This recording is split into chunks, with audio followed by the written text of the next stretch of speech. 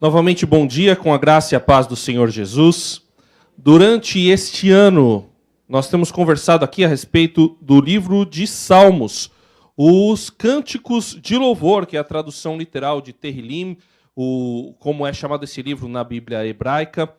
E durante todo este ano, e nós estamos chegando agora ao fim do livro, mas não da série, porque tem mais um salmo que em dezembro nós vamos falar, mas é surpresa. Se você quer saber, vem todos os domingos de dezembro, que não vou falar inclusive nem quando eu vou pregar. Vai ser muito bom, irmãos. Mas hoje nós vamos para o fim do livro. Nós começamos pelo início, com o começo do livro, no Salmo 1, e vamos ao fim do livro falar como que o saltério, como este inário do antigo Israel é concluído. E é muito bonito ver como este é um inário organizado. Deixa eu ver se aqui também está funcionando a organização. Eu liguei já. Está ligado. Deixa eu ver. Está ligado ali, né?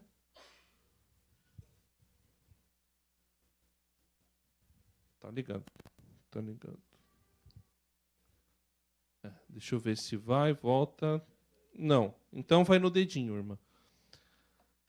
Então, este inário é organizado. Deus não é bagunçado, irmãos. Deus é um Deus organizado. Deus gosta de organização. Muitas vezes há muita espontaneidade também, mas Ele é um Deus organizado e o povo de Deus é um povo também que se organiza, que busca, que prima pela organização. Então, quando nós olhamos para a Bíblia, nós vemos isso. E quando nós olhamos para o livro de Salmos, nós vemos isso. Há muitos cânticos, há muitos hinos aqui, há muita poesia feita em diversas eras, em diversos momentos da história de Israel. Mas houve um momento em que foi feita uma edição e uma organização final. E com isso, o Salmo, a gente percebe que ele tem muito claramente um início. Ele inicia no Salmo 1 com um salmo de sabedoria, um salmo que vai falar sobre quem é aquela pessoa que é bem-aventurada, que anda de acordo com os caminhos de Deus, que faz as vontades de Deus, funcionando como um prefácio para todo o livro, para todo o inário. Então ele começa ensinando as pessoas. O ensino também faz parte do louvor, mas ele termina com louvor e com adoração a Deus. Ele passa por 5 grandes grupos de salmos. É assim que são chamados. Livro 1 vai do 1 até o 42, depois até o 71, e tem mais outros 3 grandes grupos de salmos, e cada livro termina com uma doxologia, uma glorificação a Deus. Bendito seja o Senhor, ou bendito seja para sempre o Deus de Israel, algumas vezes terminando com um duplo amém, amém, amém, e outras vezes terminando com amém, aleluia, e o livro de Salmos termina com aleluia. E quando você passa por todos os livros de Salmos, e nós podemos ver isso, há vários temas aqui. Então você tem, como já falamos, ensino, sabedoria, você tem confissão de pecado, confissão da fraqueza e da dependência que nós precisamos ter de Deus, louvor individual, louvor comunitário, coletivo, pedido individual por livramento de inimigos, por livramento de problemas, por cura. Nós temos também pedidos coletivos, por livramento da nação de Israel, pedidos a respeito da cidade de Jerusalém. Nós temos salmos proféticos que vão falar a respeito do ungido, a respeito do Messias. Nós temos salmos que exaltam a soberania de Deus sobre toda a criação, sobre todos os povos, o Senhor dos exércitos, aquele que realmente comanda as batalhas, aquele que tem tudo sob controle. Então, quando a gente está passando por momentos difíceis, quando tem notícias ruins que aparecem no noticiário, a gente sempre tem que ter em mente que existe um Deus que está no controle de toda a situação. E ainda que pareça que tudo vai dar ruim, na verdade tudo está de acordo com os planos de Deus. Às vezes apenas com a permissão de Deus, mas está debaixo do controle de Deus. Quando você olha para cada um dos salmos, você percebe que são poesias. Mas não poesia do jeito como a gente conhece. A poesia hebraica, ela não trabalha com as rimas certinhas, como a gente gosta no português, mas ela trabalha com outras ideias. Ela trabalha com um tipo de rima que tem a ver com as tônicas, com as sílabas tônicas das palavras, formando uma musicalização, um ritmo, simplesmente para você, quando você lê, você já percebe que existe esse ritmo, mas ela principalmente é uma rima de conteúdo. Ela trabalha muito com algo que nós chamamos de paralelismo. Esse microfone acho que está falhando, vou pegar outro.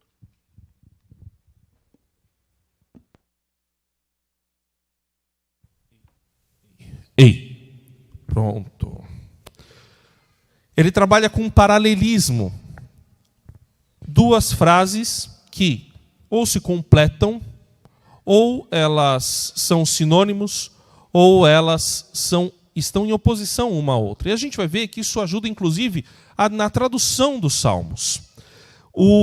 Existem vários autores desses livros de poesia. Quando a gente fala de poesia, a gente tem que saber que existe muita figura de linguagem aqui, existe muito símbolo, existe também muita coisa bonita para a gente aprender, uma forma na qual é encaixado o conteúdo, mas que faz todo sentido quando a gente olha o todo do salmo. Por exemplo, quando a gente vê salmos que utilizam o alfabeto hebraico, a gente percebe que Deus é completo e aquele ensino também é completo e a sua palavra é completa. Então, irmãos, com vários autores, os salmos, a gente já falou de Davi, a gente já falou dos filhos de Coré, a gente já falou dos filhos de Asaf, a gente já falou de Salomão, Moisés. São vários autores que passaram por esses salmos, várias histórias diferentes estão aqui.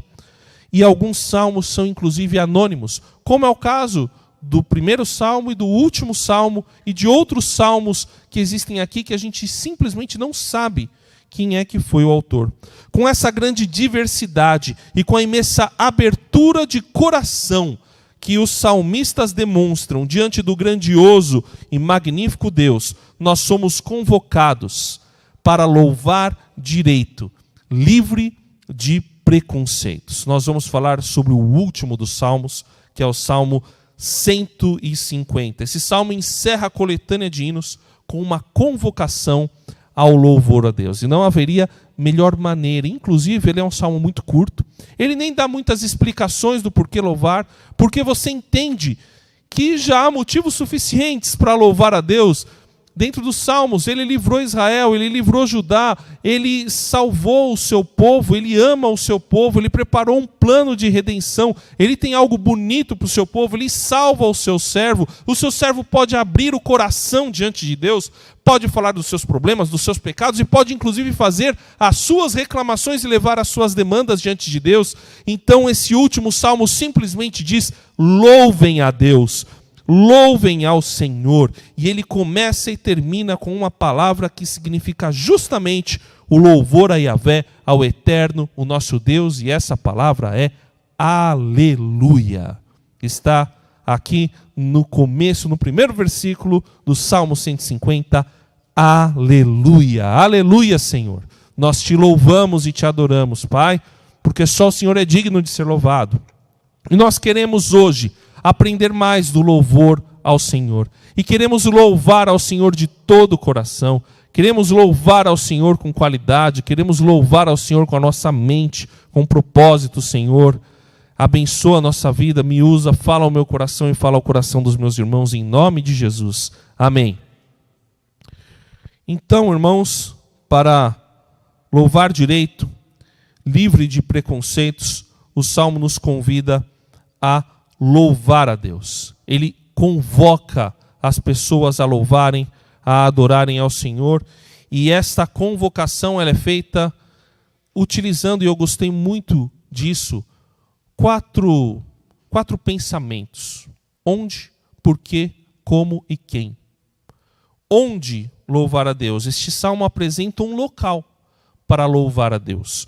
Por que louvar a Deus? Esse salmo também apresenta um motivo para louvar a Deus. Resumindo tudo que é apresentado em todo o livro de Salmos, esse salmo também apresenta o como, a maneira para nós louvarmos a Deus. Esse salmo também apresenta quem é convocado, quem pode louvar a Deus. Então, temos o onde, o porquê, o como e o quem pode louvar ao Senhor. Versículo 1, aleluia.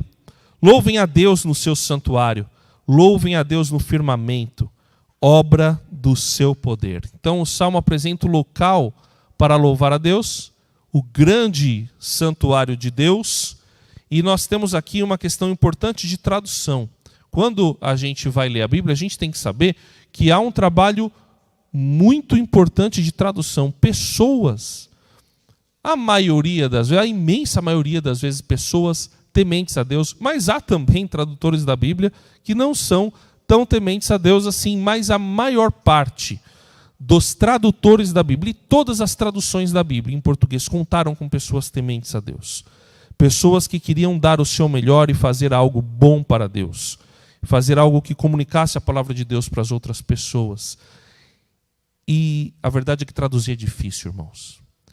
Só a primeira frase, louvem a Deus no seu santuário, tem duas alternativas de tradução.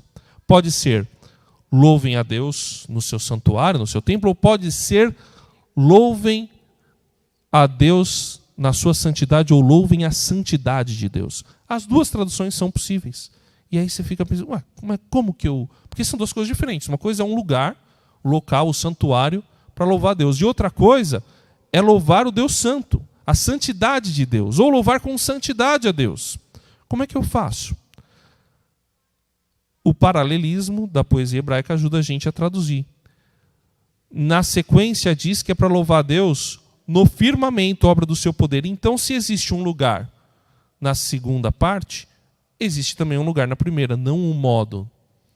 Então, o lugar para louvar a Deus é no seu santuário. Também com santidade, porque o santuário exige santidade, mas o texto está falando do lugar, do santuário, do templo. O lugar humano para adorar a Deus. O templo que foi construído por Salomão, Salomão fez o templo, o primeiro templo, esse templo foi destruído pelos babilônicos, depois ele foi reconstruído por Zorobabel e Josué, sumos sacerdotes que vieram depois do exílio, e depois ele foi ampliado por Herodes e destruído definitivamente no ano 70 depois de Cristo. Este era o lugar humano para o louvor ao Deus de Israel.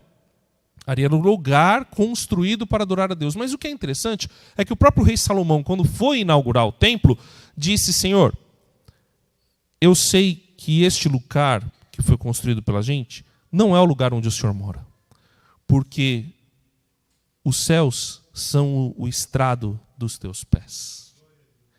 Então, o salmista, o rei, consciente de que Deus é muito grandioso, construiu um lugar propício para a adoração a Deus. E nós usamos lugares, salões específicos de reunião até hoje, para que nós possamos buscar, louvar, adorar a Deus.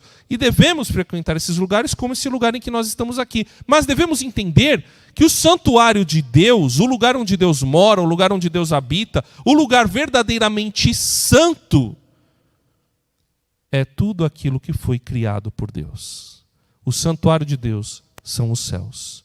Por isso que há o convite para que louve a Deus no seu templo, louve a Deus no seu santuário, mas louve a Deus no firmamento, diante dos céus, que são obra do seu poder. E quando você olha para o céu, e é muito interessante você olhar para o céu, principalmente num lugar onde tem um horizonte legal para você olhar, por exemplo, na praia. Você vai na praia, você olha para o horizonte, e você olha para o céu, você tem a impressão que você está diante de uma abóboda. É uma impressão, uma ilusão de ótica que é criada. Por isso que muitas vezes a Bíblia vai falar da abóboda celeste, mas é uma ilusão que é criada pela rotação do planeta, pelo formato do planeta Terra. E quando você olha, que é redondo, quando você olha para este horizonte, para este lugar, e você tem essa impressão, há também a impressão de que você está num templo sagrado. Essa é a impressão do salmista. Então o templo sagrado não é apenas esse lugar construído por mãos humanas, mas como diz o apóstolo Paulo, esse Deus que não habita num templo feito por mãos humanas, ele na verdade tem o planeta Terra e todo o universo como seu santuário, como lugar propício para adoração. E o que é interessante é que quando são colocadas em paralelo esses dois lugares, o santuário terreno e o santuário celestial, que é o firmamento, também o convite é estendido a esses dois tipos de criaturas. As criaturas da terra, que somos nós, seres humanos, convidados a um lugar para adorar a Deus, mas também as criaturas celestiais e invisíveis, que são convocadas a louvar a Deus, aonde quer que elas estejam. E o que nós aprendemos com esse salmo e com esse paralelismo é que todos os lugares criados por Deus são locais de louvor e adoração a Ele. Não existe lugar neste planeta criado por Deus que não seja um lugar de adoração a Deus. Por isso você pode louvar a Deus na praia, na floresta, no bosque, na sua casa, aqui, porque Ele, como é onipresente, está em todos os lugares e recebe o seu louvor e a sua adoração. Depois do onde, nós vamos para o porquê. Versículo 2, louvem-no pelos seus poderosos feitos, louvem-no segundo a sua imensa grandeza. Os poderosos feitos do Senhor são os motivos pelos quais nós podemos adorá-lo. E quando o salmista escreveu esse poema, no que ele estava pensando? Ele estava pensando, em primeiro lugar, nos poderosos feitos que o Deus de Israel havia feito por Israel.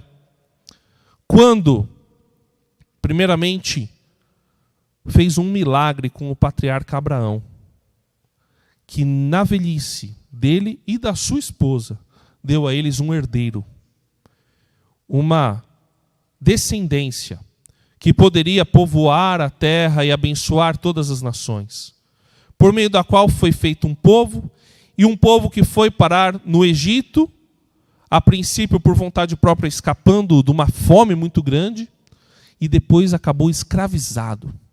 Clamou a Deus, e lá, do deserto, Deus chamou um homem que havia fugido do Egito, para poder voltar ao Egito. Um homem que tinha algum treinamento em batalha, mas que não ia ser capaz de derrotar o exército mais poderoso do mundo, que era o Egito. E Deus milagrosamente interviu e fez o poderoso feito de, após 10 pragas, tirar o povo do Egito. Algo que é celebrado até hoje, que é o Pessa, quando o povo de Israel teve que passar sangue nos umbrais das portas para não ter os seus primogênitos mortos, como foram mortos os primogênitos dos egípcios, e só assim o faraó permitiu que o povo de Israel pudesse sair da sua terra. E ainda depois disso foi perseguir o povo de Israel, e Deus teve que fazer um grande e poderoso feito de abrir o Mar Vermelho e deixar o povo passar. E depois do povo passar, Deus fez o grande feito de sustentar esse povo no deserto. E depois de sustentar o povo no deserto, Deus fez o grande feito de dar a terra de Canaã, onde hoje é o estado de Israel, para o povo de Israel.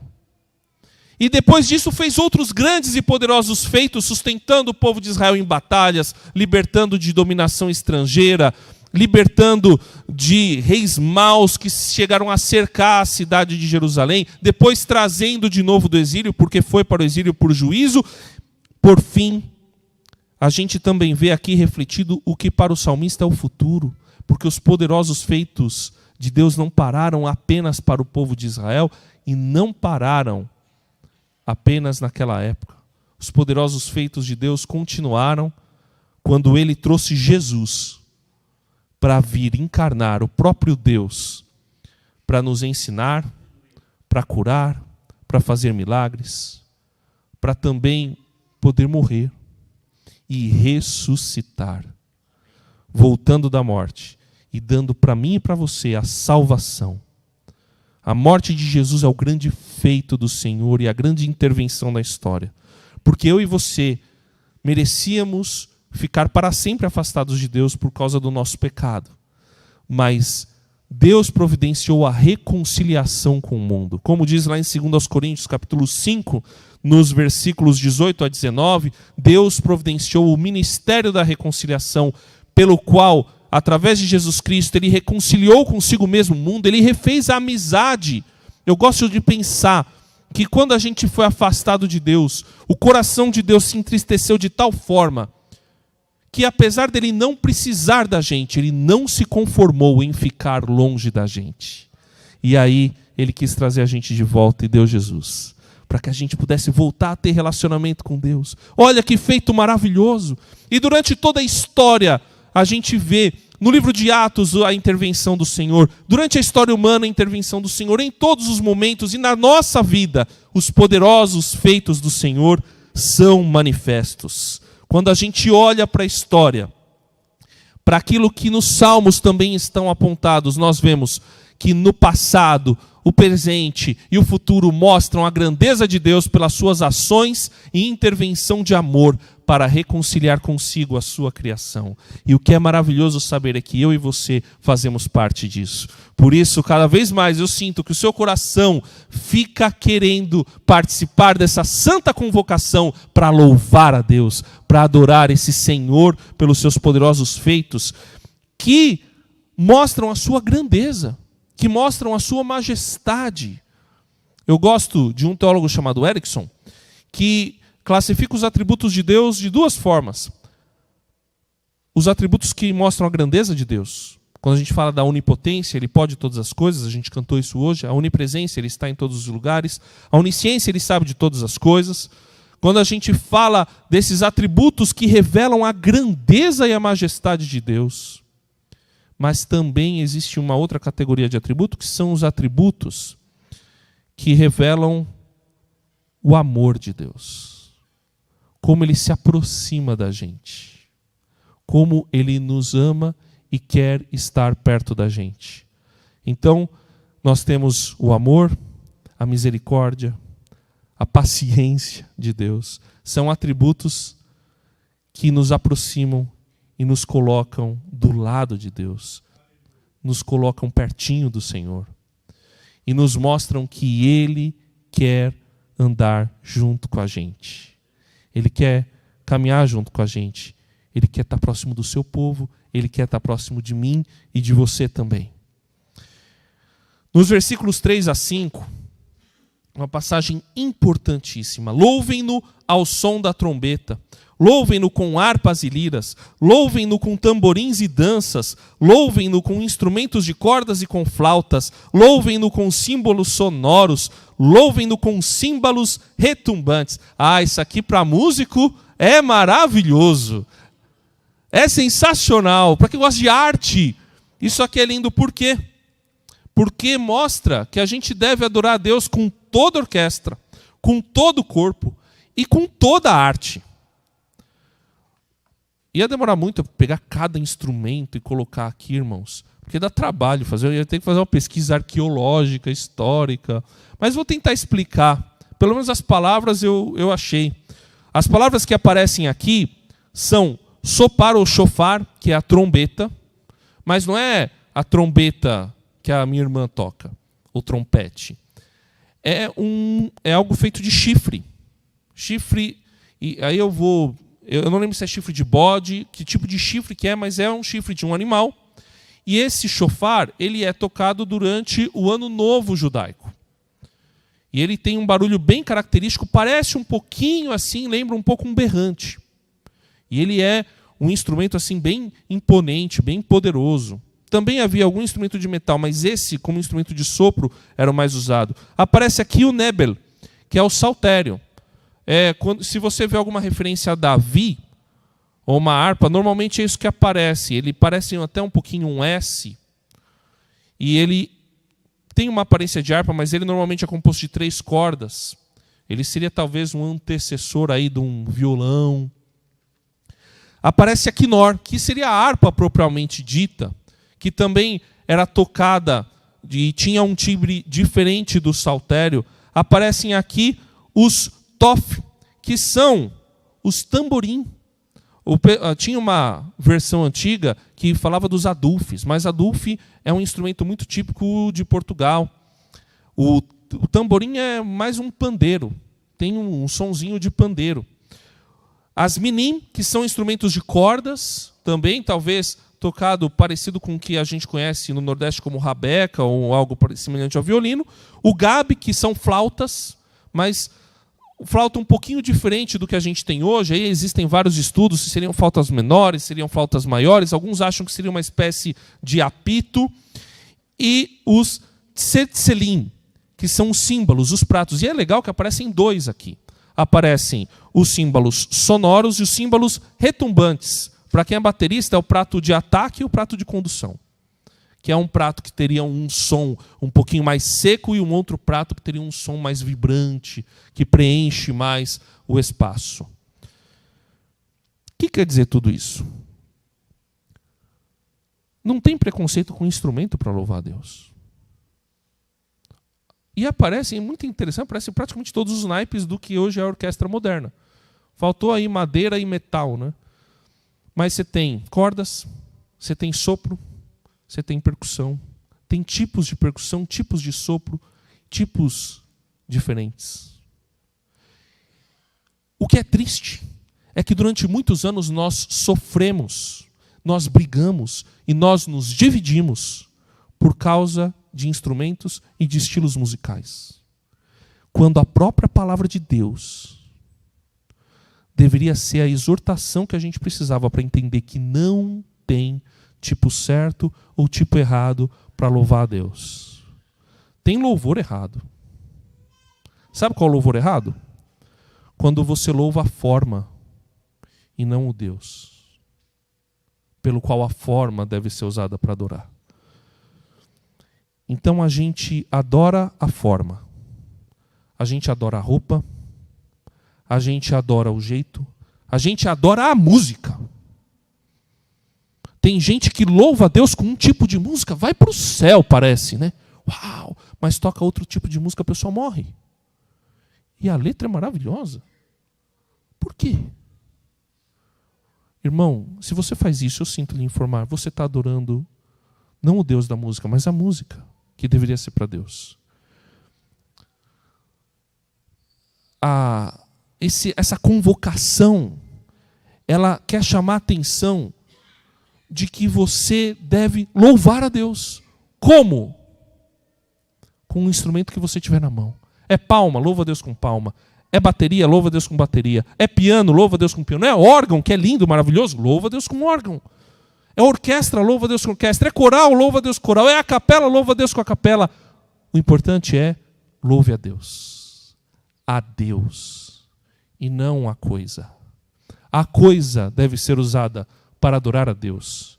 A coisa não existe para ser adorada. Ela deve existir para adorar a Deus.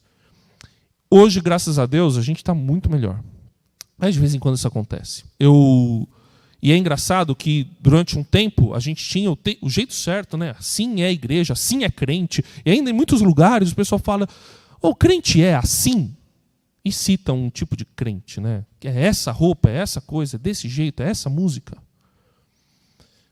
Aí, quando a gente olha para o Novo Testamento, não tem nada disso. O que é o crente? O crente é o que ama. Vocês serão conhecidos por amarem uns aos outros. Vocês serão conhecidos pelas suas atitudes, pelas suas ações de amor. E tem muito crente, muita gente que na forma está perfeito, mas é irado, é promíscuo, é mentiroso, é fofoqueiro. Isso é pecado e por isso a gente não deveria ser conhecido. Mas a gente é conhecido muitas vezes pela forma. Enquanto que a forma deveria servir para adorar a Deus. E aí, uma vez eu conheci uma pessoa estava me falando de uma igreja que rompeu com a forma. Rompeu completamente. Foi para outra forma. Uma forma totalmente contemporânea. Totalmente moderna. Né? Gente do jeito que você encontra numa balada, mas indo para uma igreja. Que trabalho legal. Aí meu amigo virou para mim e falou, experimenta entrar lá de terno e gravata. É o legalismo reverso. Ao invés de ser o legalismo do pessoal de terno e gravata, é o legalismo da turma de outro jeito, de camiseta preta, pronto. Tentando achar um negócio comum aqui. a gente é legalista e a gente adora a forma. Nós devemos usar o estilo para adorar a Deus. E não adorar o estilo, achando que a gente está adorando a Deus. E aqui aparece um elemento que também é problemático, e é problemático não só para o nosso grupo, é problemático não só para a nossa igreja local, mas é problemático para a nossa sociedade. Porque aparecem aqui, e é muito interessante isso, porque são agrupados, né? Louvem ao som de trombeta, harpas e liras, um grupo de instrumentos. Eu vou pular. Louvem com instrumentos de cordas e com flautas. Louvem-nos com dois tipos de símbolos, sonoros e retumbantes. Ou seja, louve com tudo que você tiver na mão. Aparece aqui no versículo 4, louvem-no com tamborins e danças. Se você consegue enxergar um pouquinho a imagem que está por trás dessa letra, você vai ver que é a representação de um cara dançando. Até meio esquisito, né? Assim. Porque é Davi dançando, levando a arca. E a Bíblia diz que Davi pulava, dançava para valer. E dançou tanto que a esposa dele achou ruim. Falou, você fica dançando aí, mostrando tudo para as mulheres aí do lado, dá licença. E aí Davi falou, você vai deixar eu adorar a Deus ou não? Posso louvar, eu estou feliz, posso louvar a Deus. E a verdade é que a gente perdeu, na nossa sociedade, na nossa cultura, o valor da dança como expressão. Aí você vai para outras culturas, e eu tive o privilégio, a gente já recebeu africanos aqui, eu tive o privilégio de ir para a África, de chegar em Moçambique. E África, tem muita África, irmãos, a África é grande, tá? E eu fui numa África africana negra que o povo não dançava, porque era cultura islâmica. Mas eu fui numa África com uma outra tradição, e quando eu cheguei de carro, eu desci, o povo estava lá, dançando, batendo palma. Nem lembro, um dia eu vou lembrar a música, e cantando. Na época eu trouxe esse vídeo aqui. Ah, irmãos, perdão, pastor Neto, saí do carro e comecei a dançar também.